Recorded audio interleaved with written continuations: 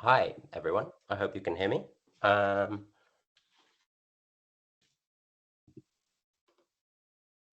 Sorry, that was all of a sudden a strange mix from loads of noises to no noises at all. But We're still welcome. here. I'm Liam Harrison, an editor at Tolker, hosting this event along with Brendan McAvelli every time, an editor at Holy Show, and Dean Fee and Emily Cooper, editors of The Pig's Back.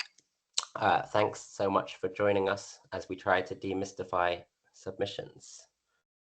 This event was inspired by a journal's flair, which was hosted by Brendan and Dean and Emily in Rathmullen in July, which was a lot of fun, where basically a group of journal editors got together and we had a lot of pints and swam in the sea and also put on some writing events. And we basically started to think about what other kind of events we could put on as a community of journals. And an event like this, sort of demystifying submissions for writers, was one of the things we came up with as an opportunity for us to talk a bit more about how journals work and demystify the processes, but also to share knowledge between each other as journals as well and kind of learn a bit about how we work. We've got a whole 15 different journals on speaking tonight. So we'll try and keep things moving quite quickly. The rough format for the show will be kind of a showcase of journals, where each editor will briefly detail 1, their submissions process, 2, what form of writing they publish and what they are looking for, 3, how submissions work on a practical level and how the journal works, and also anything else that springs to mind. Brendan will be on the stopwatch tonight, making sure we don't go over our 3 minutes each. So hopefully things will keep ticking along quite smoothly. We invite you as audience members to use the chat box to ask questions. We can try and address some of them throughout, but most likely we'll kind of be able to address these properly at the end. And we should have about 20 minutes or so at the end to discuss any more questions too, and try and wrap up by around 7:30. We're also going to record the session and share it on the Irish Writers Centre website under their resources page. And we hope to continue these events as well, going forwards as well. Maybe we'll do another one soon, where just 2 or 3 journals go into a bit more of a deep dive, or some of the journals which are similar to each other tonight can also think about ways they can collaborate and partner up too. So should be a chance to do more things in the future. Cool. Brendan, Dean, Emily, anything else you want to add in before we start? No, that's all good. Nice one, Liam. Cool. I prepared like a few words. That feels really corny now, like I'm at a wedding or something, but a few words. Tom Morris wrote an essay called Notes on Rejection, which is really good, and I would recommend reading, where he mentions that he tries to avoid the word rejection, preferring to instead think of it as not yet. I can see people talking about an echo, but I'll crack on. Hopefully some people can hear me okay.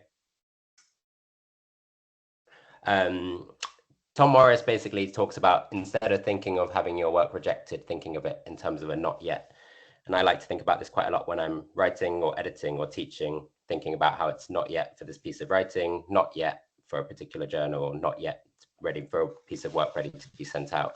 And thinking about this as a kind of optimistic, resilient way of approaching submissions and approaching writing.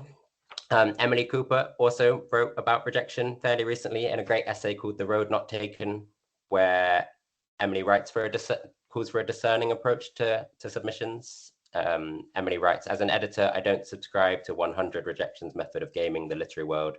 I don't agree with sending work indiscriminately to unsuitable journals and magazines. Part of publishing is learning where your work fits. So I just wanted to flag those 2 buzzwords there of resilience and discernment, kind of as a way of starting our conversations tonight. I might hand things over to Brendan, if you'd like to go first with your 3 minutes. No pressure. Does that sound good to you? Yes, I would. I'll try and set a standard here. But if I break the 3 minutes, I will obviously not be as ruthless with myself as I will with you. Okay, here goes. I'm Brendan McEveley, and I run Holy Show. We're open for submissions all year round. and I'm going to link you to our kind of online submissions commissions policy and what you can expect in terms of pay. But we're looking for non-fiction work, non-fiction only, essays, diaries, features, travelogues, conversations, interviews, all its forms. But non-fiction work that desperately wants or needs to have a strong visual component for it to work or for it to make sense in print. So non-fiction that incorporates the work of another artist or artists. So photography or film stills or textile or illustration, collage, visual art. And we have basically featured all the art forms at this stage, architecture, dance, and so on, in different ways. Or let's say it might be an essay about another art project or an upcoming exhibition, or where a writer in residence is, or where a writer is kind of in residence on a film set or a theater or dance production or a tour or something like that. So I guess if you've got ideas in terms of, if you know someone doing something exceptionally cool in the near future, and you want to be the, if you like, the writer connected to that project, and that's the kind of thing we're looking for, that we featured the whole of Irish arts, but through literature format, if that makes any sense. Most of all, has to have a compelling, true story at its heart, or a strong kind of human interest aspect to it, potentially be of interest to someone with no particular interest in the arts. Our submissions take the form of a 100 to 200 word pitch. If you're an established writer with a book or two behind you, just the idea is fine. If I kind of know you're writing, basically, I will often just go on a strong idea alone. If you're an emerging writer, send us just a pitch as well, but also send links or attachments to previously published or non-fiction work or relevant work. I guess just assume I don't know your work is maybe the message. Or in many cases where we don't know your work or just uncertain about the idea or if it'll work for us, we might just say, if you're going to write this anyway, send me the finished piece rather than just the idea, kind of thing. And we don't get too many submissions relative to other journals, just really because of we're looking for something so specific. We're looking for you to come with the idea, and also the artist or the artists that you want to have on board with you and their agreement in advance, kind of thing. But what we do get, we publish maybe, I don't know, it's like 2 or 3 or 4% of those ideas that come in we have brought to print. So it's kind of same lowish odds that maybe other journals deal with. I'm really sorry I never pressed go on 3 minutes, so I'm breaking the system, breaking the rules here. Apologies, but I'll be quick. But and also because most of what we publish is commissions based. It's based on ideas we've come up with ourselves that we think will suit our readership, and involve the best writers and artists that we can get our hands on. We do have, and as well as kind of open submission, we have an absolutely anywhere writer in residency that will go online kind of next month. If you Google it, you should be able to find last year's kind of call.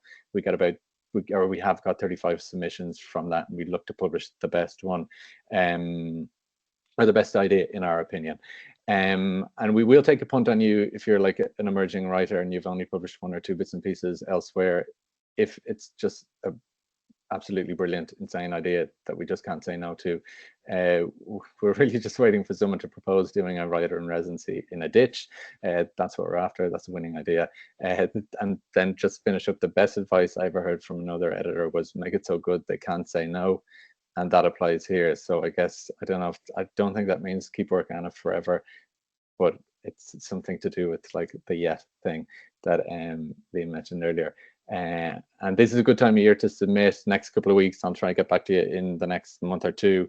Don't send indiscriminately, but my approach to this, or my advice, is do send us work that you're also sending at the same time to other journals. Controversial, but like, don't just, I don't know. That's what I do. I'm not just going to wait around 2 months for someone to say no and then send it on somewhere else. But like, I feel like the ideas that are coming to us need to be specifically for us, just because of the very particular thing we're looking to publish. And finally, this is, sorry, a bit of a plug, but you're all invited to Holy Show's exhibition at Molly on the 1st of November from 6 to 9 p.m. There's infinite space there, so please join us. I'm going to post some links now, and that's me done. Thank you. Nicely done. Nicely done. Dean, Emily, the pig's back. Hello. Hi. Okay, so we publish twice a year. Here's our most recent report. And we usually publish about 7 pieces per issue, so it's quite competitive. And we publish short stories and nonfiction. It's kind of hard to define exactly what we're looking for, but generally work that's at the highest standard you can make it, just to echo what Brendan is saying. You can tell when something has been pretty much finished. And as I was saying in the essay in the Sting and Fly, I think that getting to know journals before you submit them is a good idea. You don't have to read every issue, but just having an idea of the feeling of what each journal publishes is a really good idea. And I think the only way to do that is really to read it. What else? The 2,000 to 5,000 words. Yeah. We pay €300 per submission, and we commission one piece per issue, with the idea of having an established voice alongside emerging or sometimes established writers, just so that there's sort of a broad mix of. Yeah, I think we just like the idea of chasing feelings we had when we first started publishing work, where you see your name beside someone who's more established and you kind of feel part of a club. So that's kind of like what we like to do with that. And for commissions, if we commission you, we pay €500. Mm-hmm. We also want to pay more money, so that will be dependent. That's all dependent on funding we get from the Arts Council, which I'm sure we talk about later on. Mm-hmm. In detail. In terms of what we want to see more of, I think we're kind of happy with what we get. We get a lot of really, really strong work, and it's really hard to narrow it down or whittle it down. So yeah, I think we're happy with that so far. Yeah. In terms of reading as well, it's Emily and I who read, and then we have one other reader, which changes every once in a while, but for the last while has been Emma Flynn, who reads maybe like 150 pieces for us. We usually get around 600 to 800 submissions. Sometimes 1,000, depends. Sometimes more. So Emma helps us with that, but mostly it's the 3 of us, and then we make a long list that will turn into we all make a short list, which is made into a long list, and then we'll whittle it down to a short list, and then 7 or 6 plus a commission. We're also based in Donegal. This year we've been living in Dublin, but the point of the journal is for it to be from Donegal. Like, we're very interested in decentralizing the arts from Dublin and making sure that there's resources available in the rest of the country. We've also recently set up an artist residency in Glen Bay National Park. The deadline has passed, but we're hoping that will be open again next year. Is there anything else we need to say? I don't think so. That's us for now. Yeah. Hopefully we're under 3 minutes. That's 3 minutes there. Yeah. I don't know if you can hear that. I don't know if you can hear that annoying my phone timer, but that is what that noise means. Can you hear it? Yeah. Can't, it shouldn't. Thanks. Cool. Thanks, Dean. Thanks, Emily. I'll jump in and go next, and then we'll start talking to the other editors. So I edit Tolker, this one here. It's a literary journal of non-fiction based in Dublin, and it's published twice a year. It's founded by 3 friends, me, Sean Hayes, and Catherine Hearn in 2020. And we publish all kinds of non-fiction, from essays and memoir to reportage and autofiction. And we have a particular interest in promoting formally promiscuous writing, as well as thoughtful and incisive essays. We open for submissions twice a year for 2 to 3 weeks at a time. The first submission window is normally between October and November, and the second between May and June. And we publicize when we're open for submissions in our newsletter, which you can sign up for on our website and on social media. Each issue of Tolker is roughly about 60 or 70% submissions, and the rest of the writing is commissioned. And the commissioned pieces include a piece from our translator in residence, who's currently Brian Robert Moore, an interview normally, and then sometimes kind of a few pieces that might go together, or a bit like Dean and Emily, to sort of particular writers that we're interested in commissioning. We get about 400 to 700 submissions each window, mostly all nonfiction, some poetry always sneaks in. And every piece is read in its entirety by a team consisting of the founding editors, so me, Sean, and Catherine, and 4 contributing editors, Maddie Arkins, Chloe Dewan, Quiva White, and Martin Strauss. So there's 7 of us who create a long list, which is then just discussed and then whittled down to a short list. Selecting around 7 submissions to publish from a possible 700 pieces means that there's tons of great writing that we read that we aren't able to publish. And sometimes it's great, and you see this writing sort of emerge at other journals, and it's nice having so many other editors here today to kind of celebrate the range of places that are available to send your work. So echoing Brendan as well, send out your work widely as long as places accept simultaneous submissions. We don't really include an editorial in our issues or explicitly state what we're looking for. We often don't really know until we get sent it, which I know is a bit of an annoying thing to say, but it's true. We're publishing a piece in our next issue by Declan Tui about Gravity's Rainbow that ends with them necking shots of vanilla essence in a basement. And, you know, we couldn't really put out a call for that. We didn't know until it came in. That's what we wanted. Or similar, we've got a piece by May Graber called Of Mice and Me, which we published in our 4th issue, which is about John Steinbeck, her own experiences of homelessness and the life and death of her dog. And it's one of the most beautiful pieces we published. And again, you just don't know what you're looking for until it comes in. We're also going to, a bit like Holy Show, start opening for pitches soon, not just copying you guys, but as maybe a 3rd stream of way to open for writers as well. We pay a flat fee of €500 per piece, and we can do this because we're funded by the Arts Council. Thanks very much to them. And we offer guidelines between 1,000 and 3,000 words per piece. We should be open for submissions from the 31st of October to the 17th of November.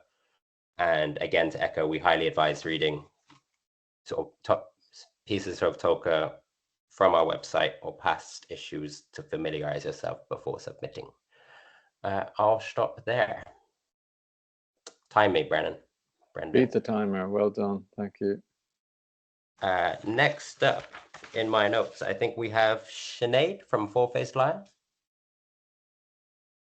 Thanks, Liam. Hi, yes. So the Four-Faced Liar, this is our last issue. It's a Cork-based journal with an internationally facing look. We accept poetry, short stories, flash, creative nonfiction, visual art. We would say up to 3 pages for the poetry, 4,000 words for the short story, 1,000 for flash, and 4,000 for creative nonfiction. And we pay €100 for poetry, flash, and visual art, and 200 for short stories and creative nonfiction. So as I say, we publish 1 issue per year, and we've finished our submission period at the middle of August, so we won't be opening again till probably early summer. So we're still reading for that, and we read blind. We do accept simultaneous submissions, and we have received about 1,300 submissions for this issue. So obviously a lot of submissions will, we do get an awful lot of good work that we won't be able to publish. So it is good, as everyone has said, to send your work simultaneously if the journals allow. So we do really want to encourage, though, emerging writers and artists, and we have probably got about 7 or 8 visual art pieces per issue, and then a cover art piece, which has usually got a Cork focus as well. What else have I not said? Yeah, similarly, in terms of looking at maybe a previous issue, also to keep in mind, maybe there might be, something that we published in the last issue that we're not going to publish a thematically similar piece again. So just to bear that in mind. And we do receive worldwide submissions, increasingly so. This submission window just closed. We had from North America, Australia, Africa, India, all over the world. But we do still keep the Cork focus. That's my dog growling. Sorry about that. I think that's it. Thanks very much. Thanks, Sinead. That was great. And yeah, great point about not repeating the same things too. Next up, we've got Patrick from Southwark.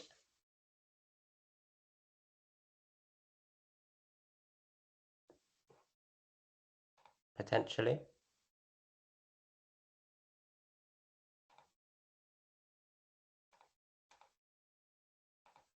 No sign of Patrick. Cool, we'll keep an eye out and let him hop on if he does appear. Maybe we will jump ahead to Megan, Poetry Island Review. Hello. So Poetry Ireland Review is a little bit different from some of the other journals just because we are a national not-for-profit organization. So our setup is a little bit different. So I wouldn't be an editor. I work on the publications team. And then we have a rotating list of editors who come in, and we sort of do that on the basis of trying to get as much diversity and as many voices heard as we possibly can. And we publish 3 times a year, so that means 3 editors per year. So in the spring, the summer, and the winter. And we probably get around, the way our submissions works is that we use Submittable, and Submittable allows about 350 submissions per month. And we usually hit that cap every single month. So sometimes with an editor, because submissions are pretty much open year round, with little gaps here and there, just so that everybody can catch up and stay on the level. That means it can be up towards like 1,000, 1,200 submissions per issue. So there's a lot going on there because it's not only poetry in Poetry Ireland Review, we also commission prose, and then we also have the reviews of poetry collections. And so the idea of that is to give exposure to people who have recently had collections published. And we'll usually group them up in 2 or 3, however they're related, send them to a reviewer, and that way we get to talk more about poetry, but in a prose format. So the way that kind of works is, again, submittable for the poetry, and then the prose is mostly commissioned, but we're also open to pitches. If you had any sort of idea of current insights into the poetry community and the state of poetry today in the country and how it relates to the world at large, that's the sort of thing that we're interested in hearing about. And so you're able to send those to pir@poetryireland.ie. So yes, right. Pretty much because we have that editor situation, I can't really say what to submit, but I did have the thought to mention sort of what Emily's already covered. If you're looking to submit poetry, try to find something that's been workshopped or like you've worked on a bit yourself, that can be really handy with writers groups. We get requests all the time for suggestions of writers groups all around the country. That's actually a resource that's available on Poetry Ireland's website as well. If you're ever looking for opportunities for writers, there's a tab for that. But again, yeah, so because our journal sort of changes, oh, here it is, by the way. This was Nitty Zacks, and so each editor sort of has their own vibe. So what you want to do there is that you can definitely read other journals, definitely read the journal you're submitting to, I think. But also maybe if you're looking at an editor of PIR, sort of see what their work is like and see if you can't catch that sort of buzz that they're looking for. That would be my advice. Yeah, that's pretty much all, I think.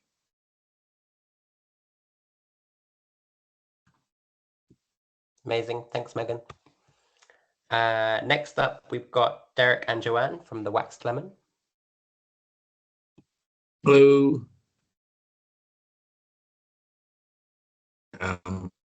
Is it Joanne? Joanne was going to start off there. Are you there, Joanne?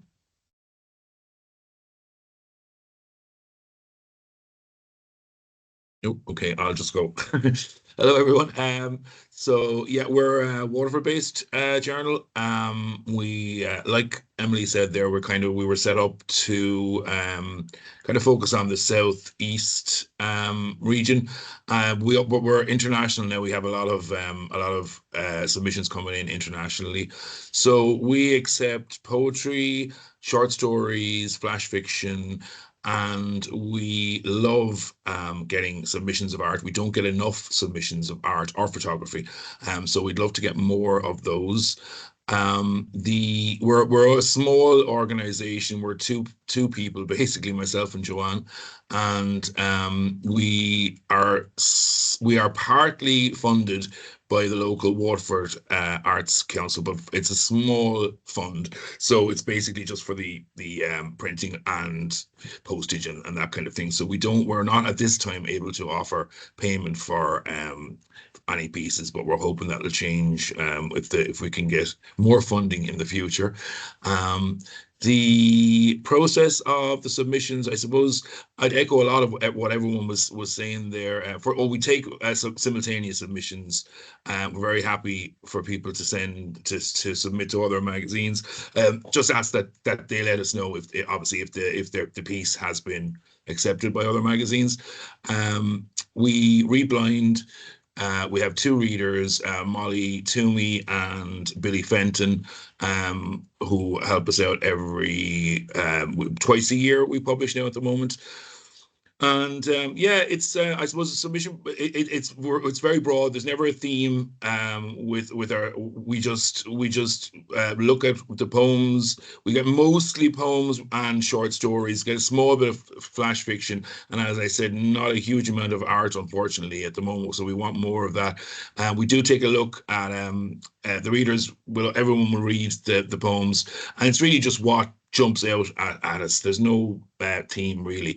So yeah, just send whatever you want in, and we'll have a look at it, and do send it out to other places. If you're sending it to the Wax Lemon, we're very happy for that. I think usually takes us about 6 to 8 weeks to get back to people as well.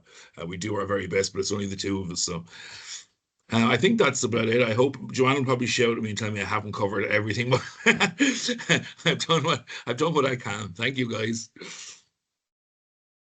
Cheers, Derek. Thank you. And yeah, good mentioning response time as well. I think I forgot to do that too. Next up, we've got Paula at Sans Press. Yeah. Hi, everyone. So yeah, I'm speaking on behalf of Sans Press today. There's 4 of us. At the moment, we only do the literary journal, so this is our latest issue, and they're a team collection, so each book is 15 stories, and we get a lot of questions of like, what is the genres we accept, and it's anything that you would consider a story, so it goes from A to B, so it could be a poem, it could be flash, as long as, there's narrative, something changes. And in terms of what we publish and what we're looking for, the short answer is magical realism and speculative fiction, what we normally call fresh and weird. You can go on our website and see some samples in the archive, so it gives you a better idea of what we're doing. But we really look for stories that engage in weirdness that isn't there just for the sake of weirdness, that it kind of understands that sometimes you need body horror or magic or sci-fi to explain the subjective experience of something. So just saying the thing isn't enough. You need to create the metaphor to explain what it did to you in like a deeper level. So in practical terms, for our submissions, we always have a team. We're open twice a year. Exceptionally, this year, we're open 3 times. So we're open right now. I'll plug the link on the chat. But we have a form on a website, or our rules are there, and you fill in the form and send our submission, so it will be read blind. And each one has a theme, and it has some literary inspirations, and you see the cover ahead of time, so you can also respond to the cover. And we really recommend that you take the theme as a vibe check. Like, we're not trying to close in exactly what you should be writing about. It should just start your imagination going, but it can go in any direction. It's up to 5,000 words. There's no lower limit. People often ask like, oh, but what's the sweet spot? And we're really open to it. We've published really short pieces. We've published poetry. It tends to be mostly short fiction because it's the bulk of what we get, but we're open to any type of storytelling that you want to engage with. All stories are gonna be read by 2 of our editors, and then we go by rounds. From the second round onwards, all 4 of us read, and we keep going until we find the 15 that make the best book. So we always say that we're not looking for the best 15 stories. If you get a rejection, it's not because it wasn't the top 15. It's because maybe there was a story that was too thematically similar, or it didn't quite fit that book. It wouldn't make the best book possible. And yeah, we're very open to questions if you send to our website. And I think that's it. Oh, that was my own timer. And we do very low edits on stories, but we do check with writers when we edit. So that'll be us. Amazing. Thanks, Paula. That was great. Next up, we've got Sarah from Profiles. Hi there, I'm Sarah, Profiles. So I am one of 2 editors of Profiles Literary Journal. We're relatively young. We're an interdisciplinary publication, spotlighting the work of talented writers, translators, and artists, both emerging and established. And that's artwork of all mediums, but generally portraiture. We have a focus of portraiture in both prose and visual art, which essentially is deliberately open-ended, much like how the other editors have spoken today. We know it when we see it, as frustrating as that can be. But generally we like stories that are character-driven, but by no means plotless either. We generally, our journal is made up of submissions. That's the case for our 2nd issue here. But in our upcoming 3rd issue, we are dipping our toe into commissioning works. And that's a complementary nature with the writer and the artist working together. We also encourage submissions from writers who are from underrepresented groups. In regards to what we're looking for, like I said, we know it when we see it, as frustrating as that might be to hear. And what our process involves is myself and Claire, my co-editor, read every story.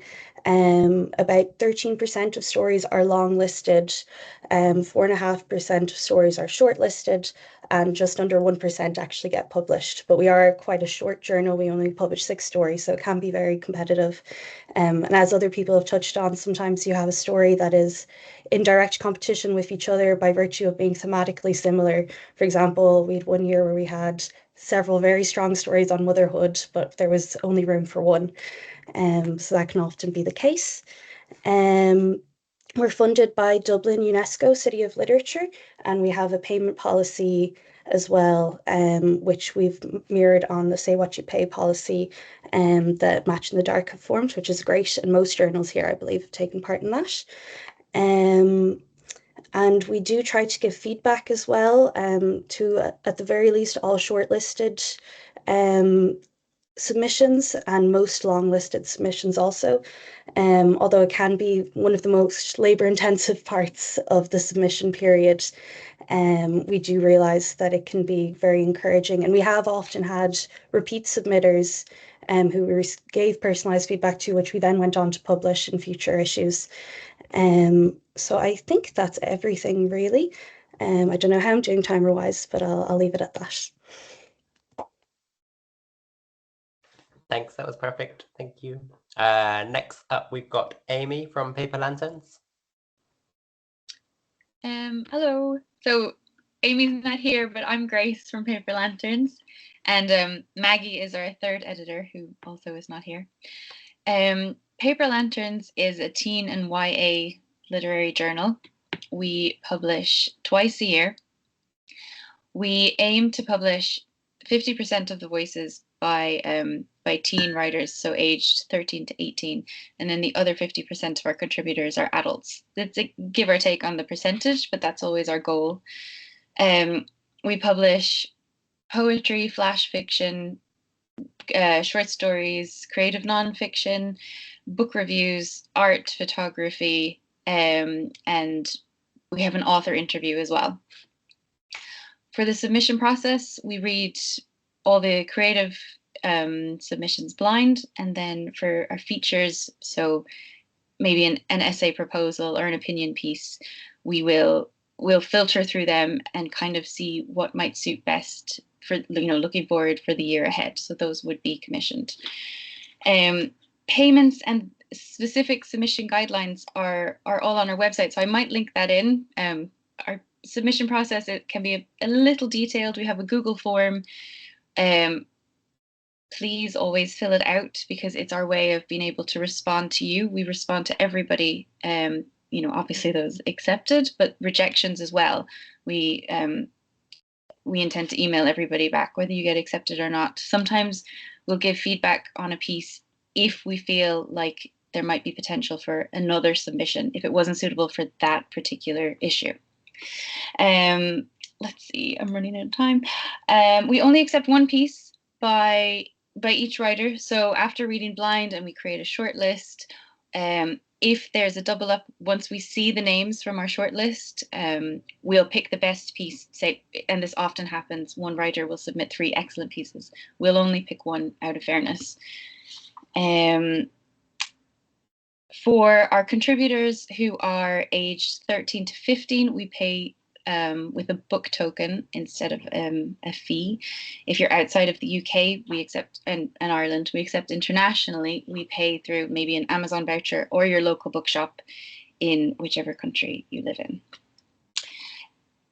We would ask, especially for the adult writers, if you are considering submitting to a YA journal, please either read the journal and get a sense of the teen and YA voice. That is really key.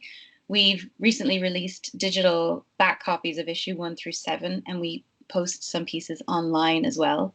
The teen voice, we feel, is so authentic anyway, and we always read their submissions first. They set the bar really high. So for adult writers, if you're unfamiliar with teen or YA and looking to write for that audience, please get a strong sense of the teen voice. I think that's my 3 minutes. Hold on, 3 minutes. Yeah. Thanks, Grace. Next, we have Jess from Banshee. Hi there. I realised when I signed in that I'm accidentally moonlighting as the editor of Poetry Ireland because I'm the guest editor at the moment, and I think because I'm signed into the email address, when I turn off my camera, I come up as Poetry Ireland. So that's a little bit of info to follow on from what Megan said. I am the current guest editor for Poetry Ireland, reading submissions until November, but I am here with my Banshee hat on. My full-time editorial job is with Banshee Lit. I'm the poetry editor there.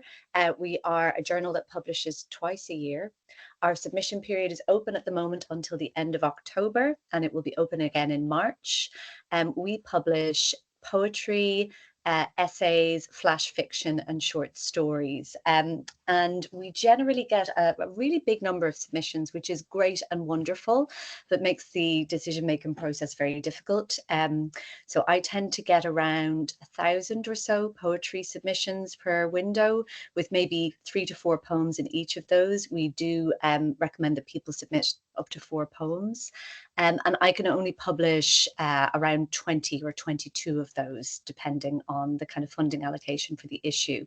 So that'll give you an idea of the numbers. And one of the things I always love to say at events like these is that I tend to end up with a short list of about 150 or so poems that I would love to publish.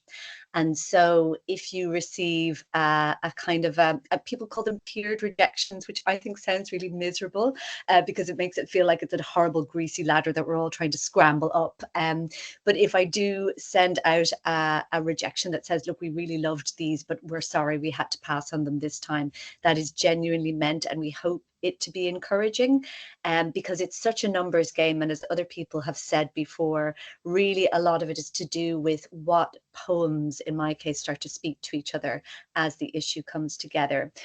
We do also publish, and I know some of our other editors are here tonight. I think Marie Gethens is here too, and Marie is our flash fiction editor. We also have John Patrick McHugh, who's our fiction editor, and then we have Emer Ryan, who's the founding editor, and myself. We do have readers come in sometimes when we get very overwhelmed with submissions, and we tend to list those in the issue.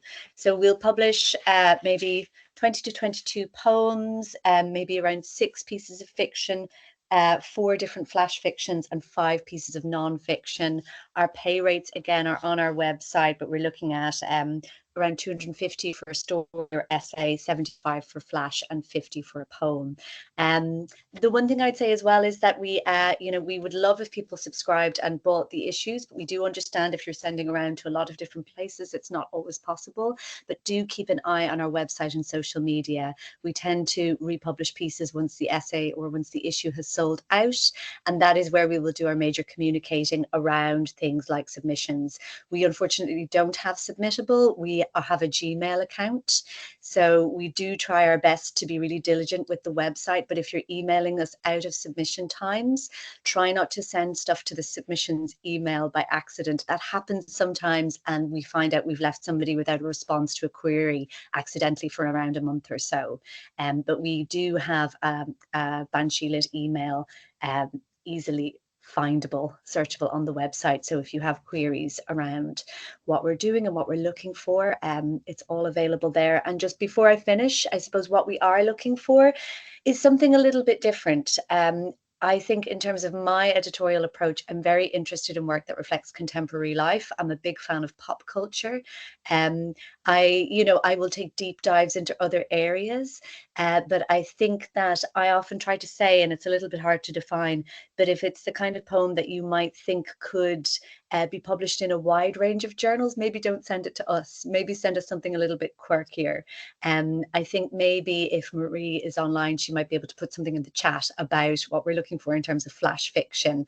But any queries, please do get in touch with us, because we are always dying to hear from new writers. So I think that's everything. Thank you. Amazing. Thanks, Jess. Next up, we've got Isabel from the Dublin Review. Hi everybody, my name is Isabel, so I'm Deputy Publisher at the Dublin Review. I'm one of two Deputy Publishers. So the Dublin Review was founded by Brendan Barrington in 2000. We're on issue 96 at the minute, so we'll be hitting issue 100 next year, which is very exciting. This is the most recent issue.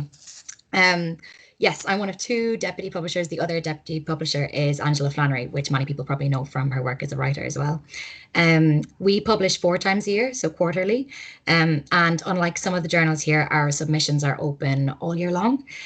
We read everything, so we don't have any external readers. You can submit through the form on our website. So our website is thedublinreview.com. And the form is quite simple to figure out. We don't have a minimum or a maximum word count, but I think within reason, sometimes people will send half a novel, and that's not very nice to come across. But we accept both fiction and non-fiction. No poetry, like Liam said earlier, sometimes the poets do sneak their way in, but no, we don't publish poetry, unfortunately. The best way, and I know people have said it earlier, the best way to figure out what kind of work we accept is probably to pick up a copy of the Dublin Review or to subscribe. I think by reading the work that we've published in the past, you will kind of get a sense of the taste and a sense of that kind of, I suppose, lively prose is what we would call it. That's what we look for. If you're stuck for funds at the moment, we have an archive section on our website, so thedublinreview.com, and you can check out some work that we've published in the past on there. I think actually we have a piece by Jessica, which we released on the archive recently. So if you're looking for something to do after this evening, you can check that out. Our fee scale starts at about 300 and then works upwards depending on word count. We don't charge to submit, it's free, and you don't have to be Irish to submit, like a lot of the journals here. And then on a final note, I suppose, I can't speak for Brendan or Angela in terms of what they would like to see more of, but I know myself personally, I would probably like to see more nonfiction. Like we do, of course, receive a lot of nonfiction, but sometimes I will come across some fiction and I will kind of wonder how it may have come across if the writer had approached the same themes and the same ideas, but in the nonfiction form instead. Sometimes the short story form can be a little bit limiting for writers who don't have a complete grasp on it. I think Kathy Sweeney sometimes says that a short story she likes is one that kind of rubs the dog backwards. And sometimes I find as well when I'm reading them, if a story doesn't do that for me, it kind of doesn't catch me, even though I might really have liked the writing and the work. So yeah, it might just be a thing to think about. I think for all, anyone submitting anywhere, are you writing in the right form? And yeah, I think that's all. Thanks, everyone. Thanks, Isabel. That was great. Next up, we've got Swerve with Mick. Hi, everyone. Actually, it's Mitch Moreno. Sorry, Mitch. That's I fine. wasn't sure. Thanks, No Mitch. problem. Hi, everyone. We're a very young magazine. We're currently publishing number 3 with a lovely cover by John Minahan, who, if you don't know, is an amazing photographer who published those incredible black and white images of Beckett. we're a very young magazine. We've only been going for 3 years. We're based in a rambling old ex-doctor surgery in Skibbereen in West Cork. And it's evolving, but we have sort of got a framework now. We publish poetry, prose, and visual art. It's a hybrid. Actually, I trained as a visual artist, so it's very much a hybrid publication. I don't have a literature background, so it's slightly different, I guess, from everyone else. And so there is a strong visual art element. There's an equal balance between the word and the image. It's kind of morphing. We have every year we're going to have an interview with a poet. This year was with Sarah Corbett, a UK poet, with an artist. This year was Ingrid Wells of San Francisco Artist Studios, who has a link with Cork. We've also made friends with the Albus Foundation, which is an amazing residency up the coast in Blandor. So we have an article by an Albus artist every year, which is really exciting. It's a fantastic article normally. We're very interested in translations. This year we had the German-Turkish writer Özlem Özgül Dündar, translated by Susan Vickerman, translations from Paul Colmane's Irish poems. We're not just a journal, we have a residency. Artists and writers are invited by us to come and stay in West Cork, which is very exciting. This year we had, as part of Skib Arts Festival, an artist called Charlotte Malik from London, who created the most amazing soft sculpture installation in the gallery. It's a pop-up gallery called Swerve Project Space. We also arrange an artist-writer collaboration each year. This year was the Cork poet Kemi George Simpson, who was partnered with a London artist called Henny Lees. That was an amazing collaboration. And we have a performance space upstairs in the attic called the Lit Lounge. So it's very much a hybrid. And as I say, we're a very young publication. We don't get any funding. So that's a bit hair-raising because we have very high pub printing costs. So, I'm doing everything I can to sort of get money together for that. We get a tiny, tiny amount from Cork Arts, which is great, but that pays for literally half the printing costs. This year we published over 50 writers, poetry and prose, about 25, I think, visual artists. I'll just flick through so you can see the format. It's very, very visual. So, I mean, it's more or less every other page. There is an image on it, which I suppose reflects my visual arts background. There are 3 of us, me, Dan Fraser. Is that it? Is that 3 minutes? Yeah. Oh, but keep going. Like finish up here. Yeah. Me, Dan Fraser, who's the poetry editor, and our prose editor, Anne Mullen, who's based in Quebec. So that's it really. So thanks very much. Thanks, Mitch. That was great. Really interesting. Thank you. Next up, we have Bernie and Ruth from Skylight 47. Hi guys. I think my other editors are dialed in as well, but I think I'll cover all the points from it. So who are we? There are 3 current editors. There's Bernie Crawford, myself, Ruth Quinlan, and Dor Cipher, and Nikki Griffin actually used to be an editor as well, but she's now moved into more of an advisory capacity. We only publish poetry, actually, and we're slightly unusual, I suppose, in the format that we have, which is like hopefully you can see that there. This is the cover, actually, sneak preview of issue 19, which is coming out, launching on Thursday this week. So it's a broadsheet format, which kind of gives us quite a large space to work with there.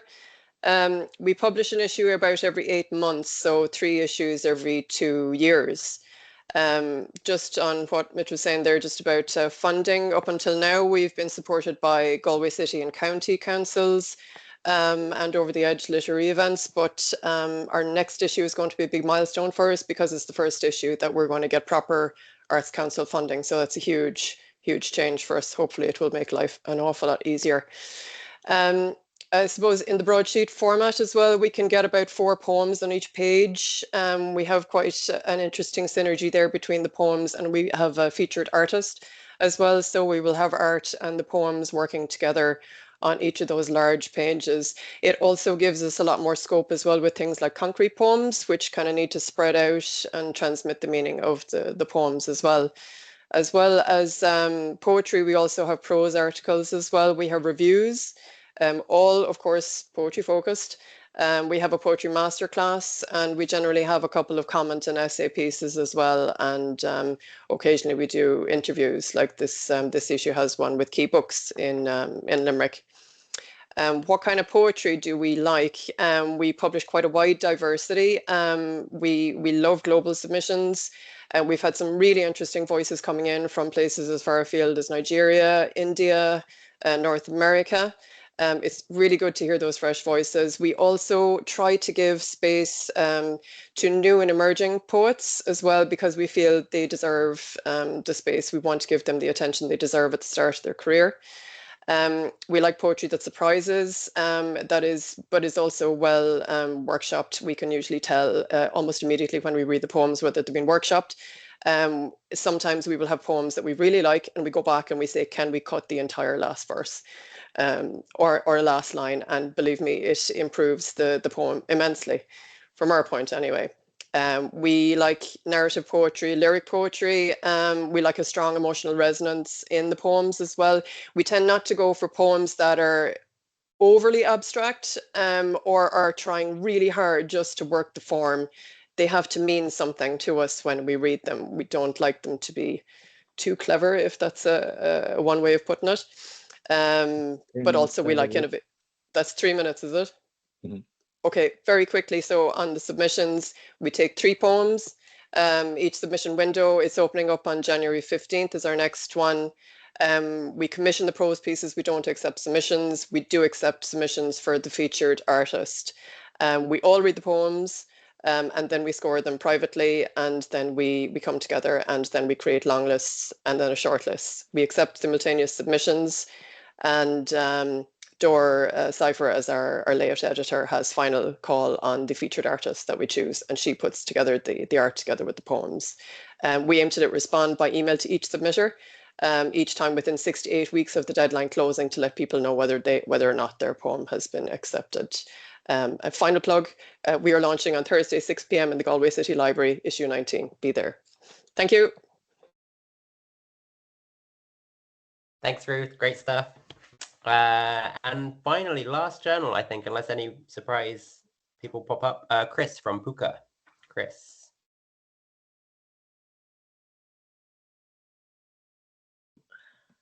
Hi, hopefully you can all hear me okay. I'm Chris, the editor of Puka. I'll try to keep this short and sweet because I'm the last person to speak, I think. So I'll just quickly show you the previous issue of Puka. Here it is.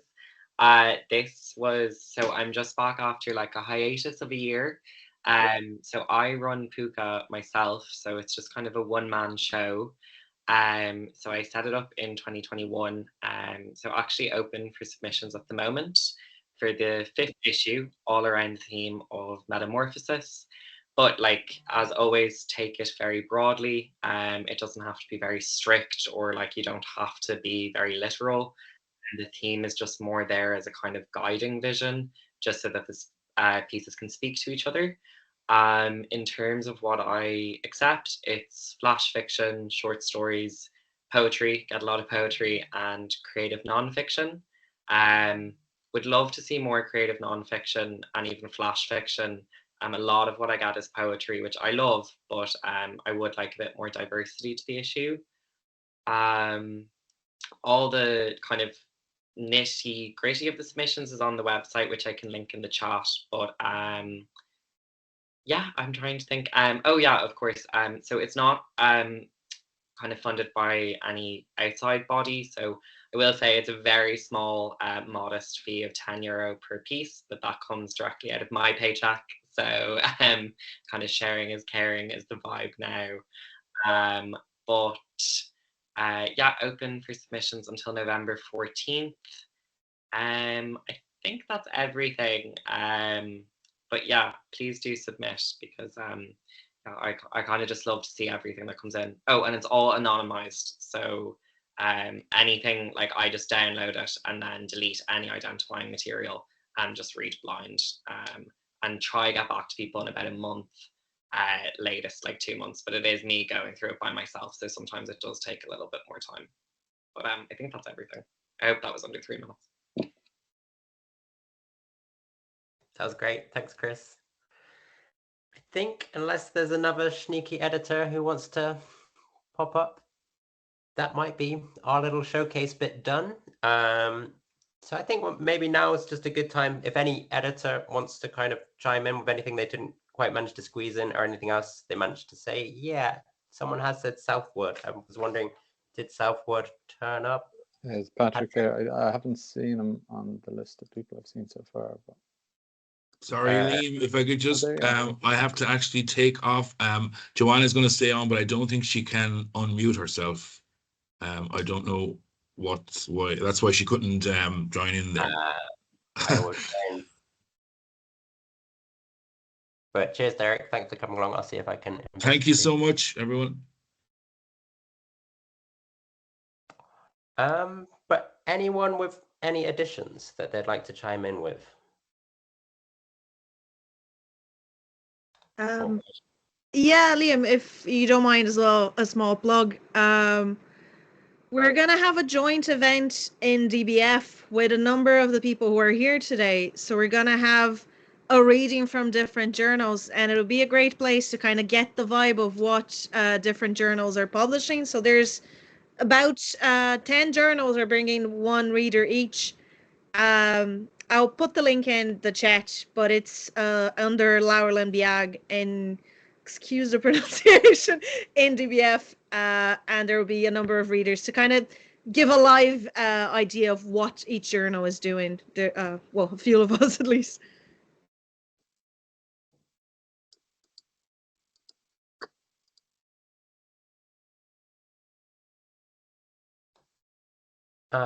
Any questions that anyone's picked up on that they're going to try and chaotically answer? I mean, someone's asked if there's anything that would make you immediately reject a piece, but nothing beyond the obvious. Sorry, Liam. So I was just going to say, actually, the chat's not letting me type into it. And I have seen this question. Somebody's asked twice about clearly marking stanza breaks between pages for PIR. So this is something we put in our submissions guidelines. And so basically all that means is that sometimes people submit as Word docs. And when we're typesetting the poetry, it can break up the stanzas in a weird way so that we're not sure where the stanzas end and where they begin. So one of the best ways to do that is to do the double slash.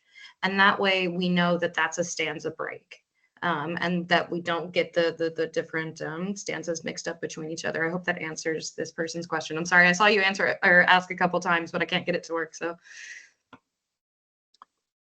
Yeah, Liam, I've also been kind of just keeping an eye on the questions in the chat, and so I'll kind of repeat some of them now. And if people want to turn off their mute buttons and answer, or I also cannot work the chat function for whatever reason, so I haven't been pasting answers.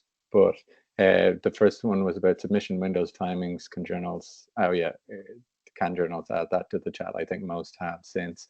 But if you have kind of submission windows that you haven't added to the chat or haven't mentioned, do say so. And pay, that someone mentioned, it was kind of breezed over. I think some people were quite clear about it and whether to pay or not. But there is a website, someone linked to it, matchinthedark.com, which has say what you pay section. So a list of journals and lots of other literature organizations have listed what they pay and what their pay ranges are for lots of different kinds of jobs.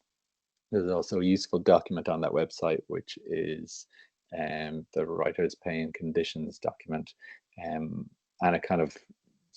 it's basically a good negotiating document. If you think you're being underpaid or want to get paid more for a particular job, do use that. So that's matchinthedark.com. Who are the next editors of Poetry Ireland Review? That one to you, Megan. Or did you answer that? Sorry. No, I didn't mention that because we haven't announced it yet. Okay. So we have to check with everybody to make sure that they're on board for it next year. So we still got a little bit of time before we have everybody confirmed. But the news will be out soon. Okay, cool. There was one question about anyone besides the Wax Lemon take submissions for Osceola writing? So Poetry Ireland, yes. Holy Show, to be honest, no. But if you send it, I will find someone to read it. But not currently, basically. But maybe people can add that to the chat if they're able to use the chat function, or just answer here if it's a hard yes.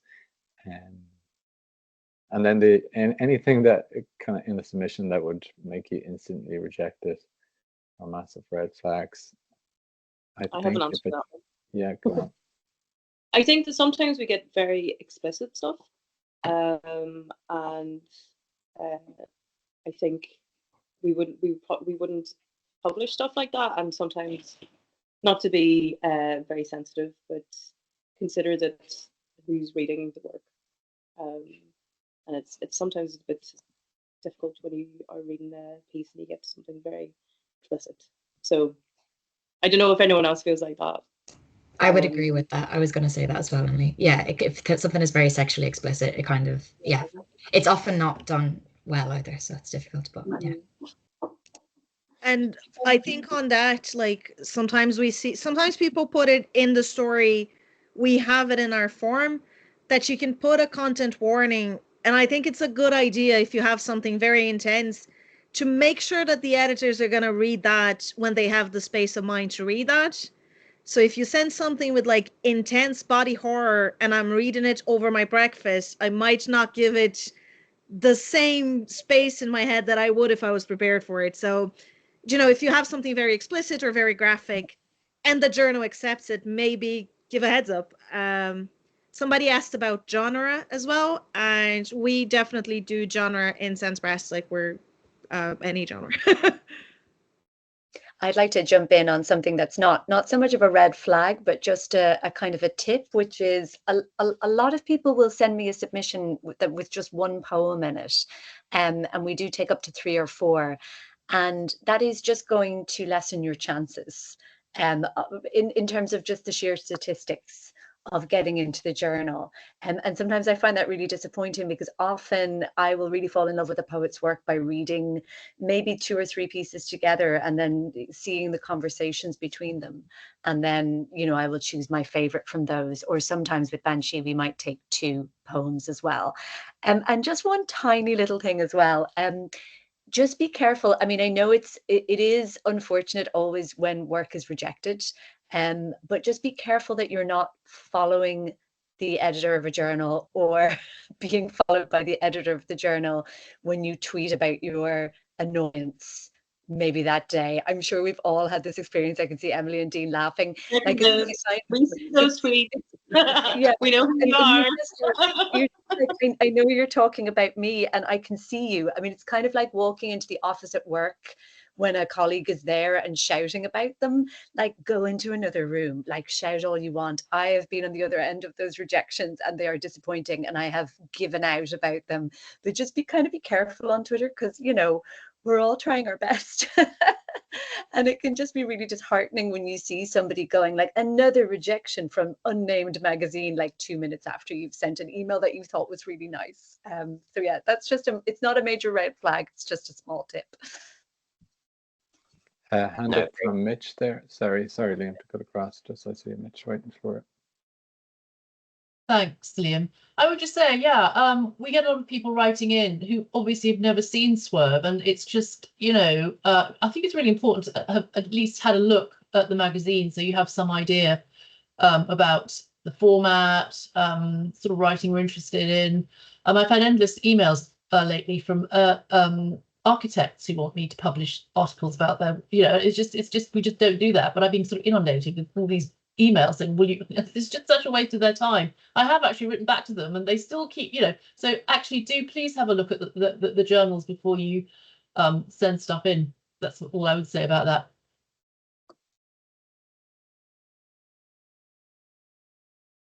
There's a really good, tricky question, which I'm going to pass on to you, Jess. For those of you such as Banshee who send tiered rejections, is there a way to get more information about what was a good fit and what wasn't without being annoying, so we can learn what to write / submit next? I get tiered rejections, form rejections and acceptances, and would love to know if there's a way to get more information. Yeah, in a perfect world, we'd love to be in a position to give feedback, but just with the volume of work we receive, we really can't. And in a sense, there's kind of what was right one time might be wrong the next time.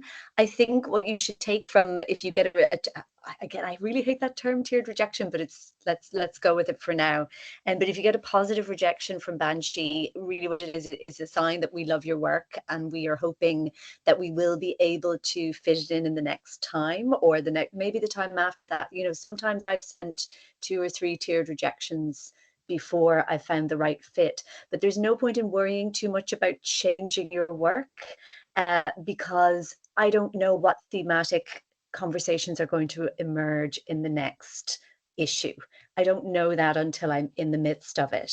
And I think what you should take, I hope, the positive thing that you can take from the tiered rejection is that we do like the work, and it's not necessarily about changing the work. It's about us finding the right moment for the work, and the fact that that can take a little bit of time, which I know is very frustrating.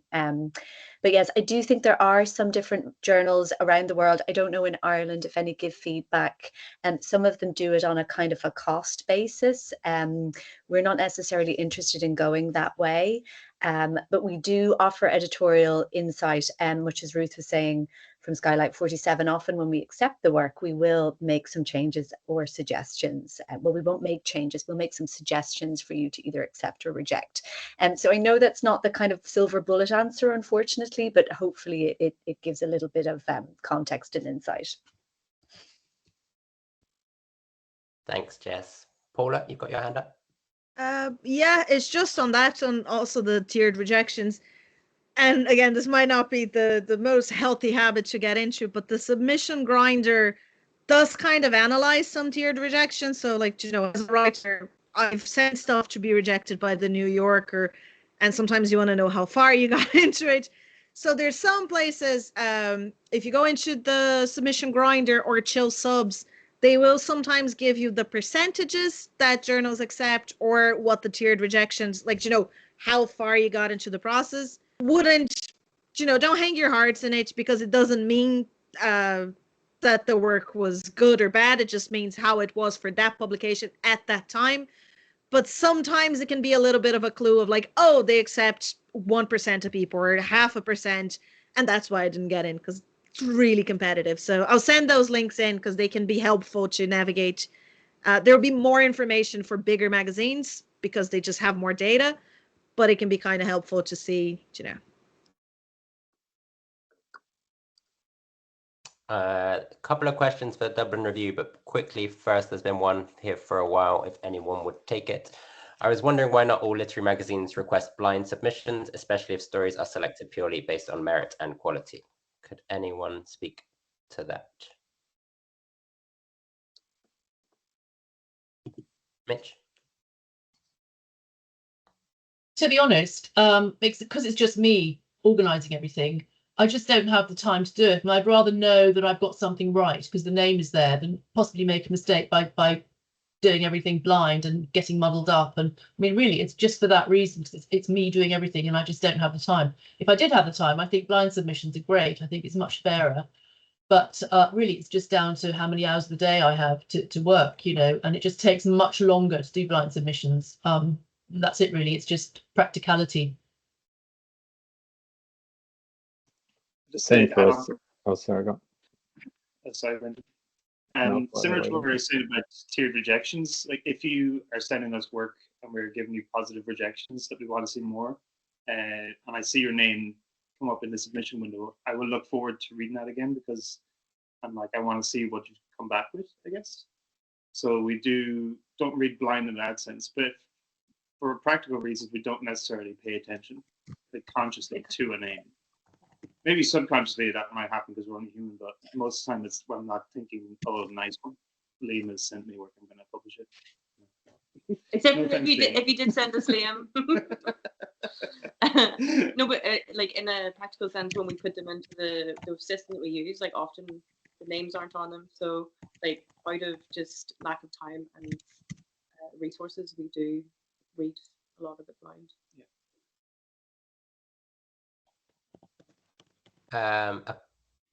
you want to, sorry, Jesse, you coming in, or am I just? Line submissions, yeah, unfortunately, because we just have a Gmail account and we can see your name on the email, so it's kind of as simple as that. We wouldn't have the resources to then kind of make sure everything was all the names were stripped off and then resent out to editors in a different way. It would just add a huge amount of time onto the process. And we already, one of the things I didn't get to mention is, I suppose, due to the number of submissions we get, it takes a number of months to hear back from us.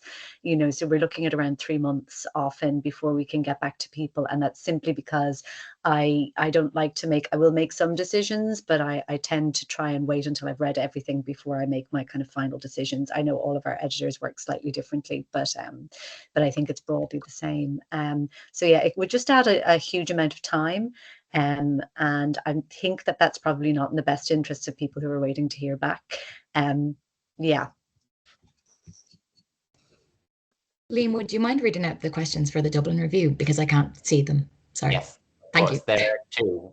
Take them in whichever order you would like. One is about, can you say more about stroking the dog backwards?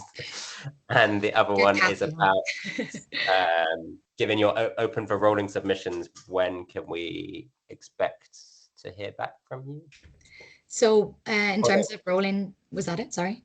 It was, if I don't hear back about a previous submission, how long should I wait to submit again? So we had a change of staff this year, so we're quite behind on submissions. So huge apologies to anyone who has sent us work. We're doing our very, very best to work through them. So I would say if you've sent us a submission this year, just bear with us and we'll be in touch with you as soon as possible. We are getting there and we do read everything really carefully. And that is another point as well, just that I probably should have noted. The system that we have in place at the minute on our website doesn't actually send out confirmation of receipt emails, but it is actually, other than that, a trusty system. So do trust that we have received your work and that it's safe. And then in terms of the quote from Kathy Sweeney, I think just in terms of if it's quite easy to tell if you don't read, if a writer doesn't really read short stories that often. And usually I think you'll find, especially in the Irish tradition of short story, it can quite often have some sort of a little, not a typical cinematic twist at the end, but some kind of an almost cyclical or kind of a bring the theme or the work or the idea back around, if that makes sense. But again, I wouldn't hold yourself to trying to write to that. I would just say read as much as possible, read the work that we publish, and I think it will become kind of apparent to you, if that makes sense.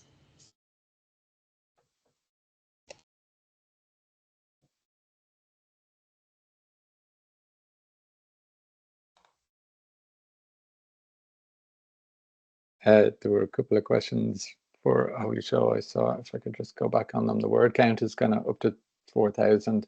And then another is, do you accept text and artwork from the same artist? And yes is the answer. And I would guess that's the same for anyone who kind of publishes images as well as text. That we have done it lots before, and I'm sure others have too. There was a question about previously published work in blog format. Would we consider publishing it again in print, kind of edited and expanded? Sort of, if it's good enough, yes. But also question maybe why you're going back to old work, and we're looking to publish contemporary, kind of very fresh and new writing. So just obviously, yes, happy to read it, but keep making new work and send us that too.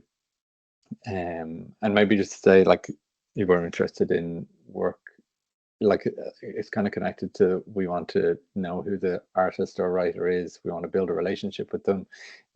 Also the practical thing of, it's an email address, I can see your name, setting up programs or systems. We kind of have enough software for lots of different things that we just don't have. It's usually 1 or 2 people dedicating minimal hours to, or as much as they can. But also, I suppose we want to, if possible, build like events around when this is published, around a particular piece or a launch or whatever it might be. So knowing who you are and why you're the right fit for the commission or a submission or whatever it is, why you're the right person to work with the artist you're proposing, all of that kind of matters to us. And then there was one, will you be doing another Absolutely Anywhere residency anytime soon? Yes, I'm kind of hoping that there'll be a 2-week window in the kind of second half of November for that. So deadline last of November probably, and that will go out in our social media. We're most active on Instagram, so keep an eye out there for it. Yeah, that's it from me, I think. Last few questions, guys. If you're rejected by a journal 8 times in a row, is there any point still submitting to them? No. No, not fair. Yeah, why not? Yeah. It's going I to be think like read. if the percentages for most journals are kind of like, you know, you're getting 1,200 and you're publishing 10, or you're getting 700 and you're publishing 20 a year, then yeah, I kind of think like the numbers suggest that sending 8 is still unlikely to get published. Like send it 8 times to every journal that it's appropriate to send it to is maybe the answer. But it's not necessarily a reflection on the work. I also say something similar. Someone asked if they to republish something that was already previously published to a smaller audience, and we generally tend to not do that because if something's already been republished, we don't really want to republish the same thing again. But I'd suggest to try not to dwell on old work that you published before and try to publish it again. And writing is like energetic. You have to move forward. If you stick trying to get the same thing published for years, you'll just upset yourself. Just keep moving forward and writing new stuff and sending out new things. Here. And I think that like if you're, getting rejected by the same place, try something different, because it could be something that like, maybe you're writing in the wrong voice for that kind of magazine, or like you're focused on a team that they don't publish. So it could be something a little bit more specific than just like, oh, they didn't like it, Yeah, sorry. Yeah, I did. Oh, sorry. Yeah, I just to say briefly, I'd agree with that as well. Like we get a lot of because we're called Banshee, we get a lot of people in the US assuming that we want to read kind of spooky mythology, which I love a bit of spooky mythology, but it's not necessarily what I'm interested in publishing, and particularly maybe like a kind of a not very familiar with the realities of contemporary Ireland take on spooky mythology, which definitely has its place. But I think a brief look at the website would tell that maybe that's just not going to float our boat. And I see Maeve O'Sullivan had a question about, sorry, I'm just with my poetry hat on here. Maeve, I see that you have a question about Highbone, but I can't find it to answer it. So if you wouldn't mind popping it in the chat again, I'll see if I can respond in the chat. Sorry, over to you, Emily.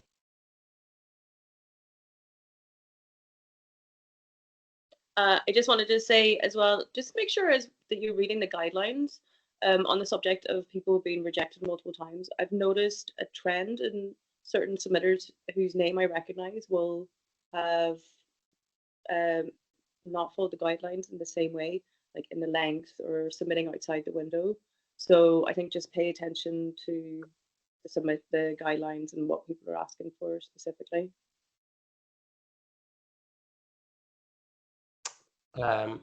Maybe one of the final questions, unless anyone can spot a few others, but how do you know when a piece of work is ready to send out? How do you know when it's ready to submit it to a journal?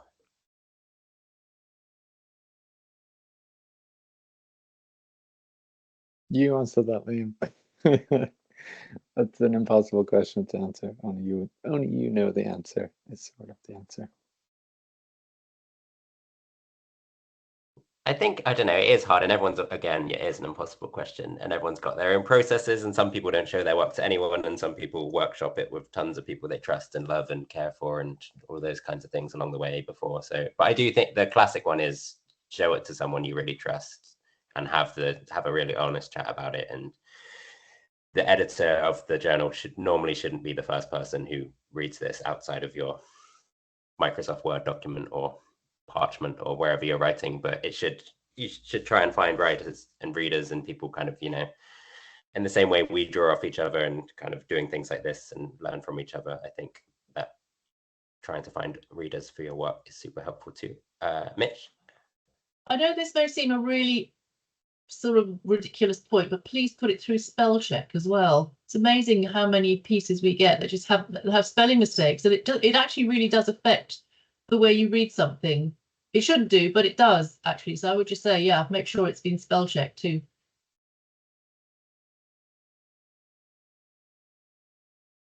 Could I just add one point on that just as well, just about things being ready? I completely agree about getting other readers to read your work, but I know myself, I have broken poems in the past by actually getting too much input. So I think this goes back to Brendan's point as well. You have to trust your own voice as well. Just again, purely speaking about poetry, if it feels right and ready to you, but other people are coming back and they're saying, no, totally wrong. You have to almost restart again.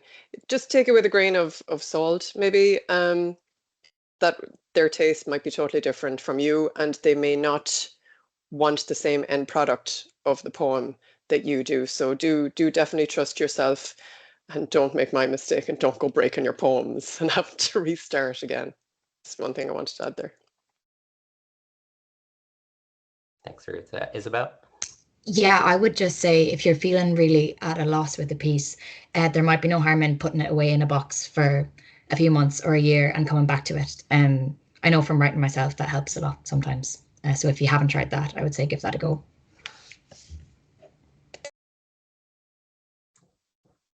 Dean, Emily? On the subject of showing other people work, there are loads of really brilliant resources in Ireland for workshops and for writers group. The Frustrated Writers Group is doing amazing stuff at the minute. I think it's massive now. I don't know how many members they have, but there's the Stinging Fly Summer School, there's Poetry Ireland introductions, there's mentorships, there's courses, Irish Writers Centre, there are so many resources, and sometimes it's good to have gone through some of that before you start submitting to journals. And it's just brilliant to get to know other writers and to be able to read other people's work. I would definitely recommend seeking those out. Yeah.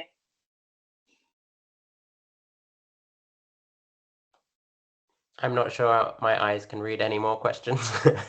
Anyone with any final remarks before we wrap up? Brendan, you normally have something to say.